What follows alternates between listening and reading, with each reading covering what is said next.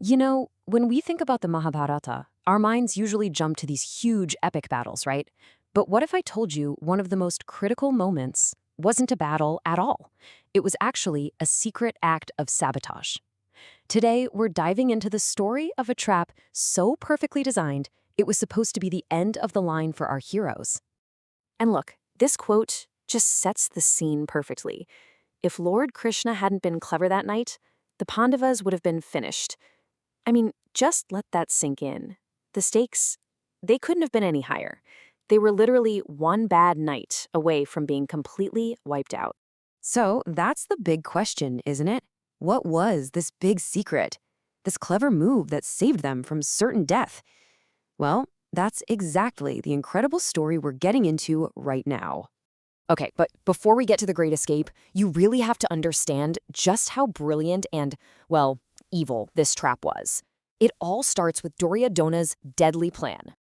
All right, so let's set the stage here. This is happening way before the massive war at Kurukshetra. The bad blood between the cousins was already boiling over. Duryodhana, he's the heir of the Kauravas, and he just knew, that as long as the five Pandava brothers were in the picture, his path to the throne was totally blocked. So what's his solution? Not a big open war. Oh no, something way more sneaky. He comes up with this incredibly detailed assassination plot. And his weapon of choice? It wasn't a sword or poison. It was a building, a beautiful palace that was secretly a death trap. The palace made of fire. On the surface, this palace was supposed to be this amazing gift, right? A fancy getaway for the Pandavas. But underneath all that luxury, a deadly secret was literally built into its foundations. Because, as the Pandavas were about to find out, those walls, they weren't made of brick and stone.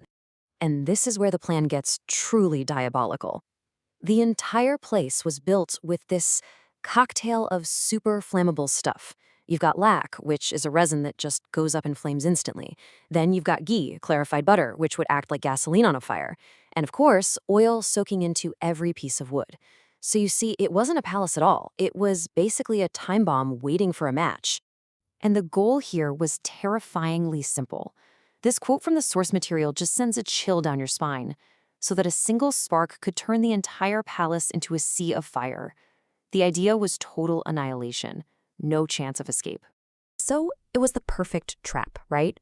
Absolutely inescapable. Except they missed one tiny little detail. And that brings us to the main event, the successful tunnel escape. Duryodhana's actual plan of attack was just brutally simple. Step 1, just wait. Wait until the Pandavas and their mother are fast asleep with no idea what's coming. Step 2, light it up. Set the palace on fire from every side. The whole point was to make it look like a horrible accident. No survivors, no one left to tell the tale. And that's exactly what happened. One night, they put the plan into motion. The palace was set ablaze. I mean, just try to picture it.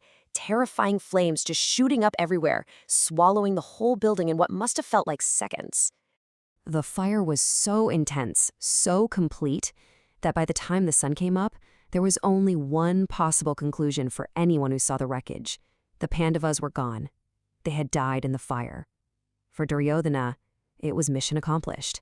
The plan had worked perfectly. But here's the thing. They were wrong. So wrong. Because at that very moment, as the palace was burning to ash, the Pandavas weren't even there. They had already escaped. So how on earth did they do it? What was their secret? Well, their weapon wasn't a sword or an army, it was cleverness.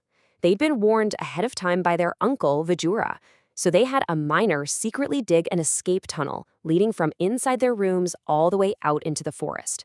They literally escaped right from under everyone's noses. So you see, this wasn't just some lucky last-minute escape. It was a brilliant counterplan. They took their enemy's perfect trap and turned it into the perfect cover for their own disappearance. This was a truly successful deception.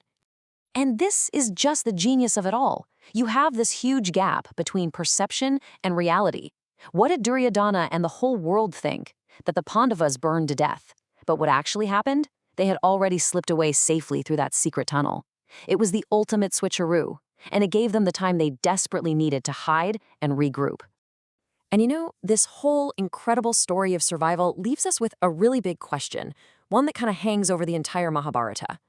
Was their escape just a case of human cleverness, of being one step ahead, or was it something more?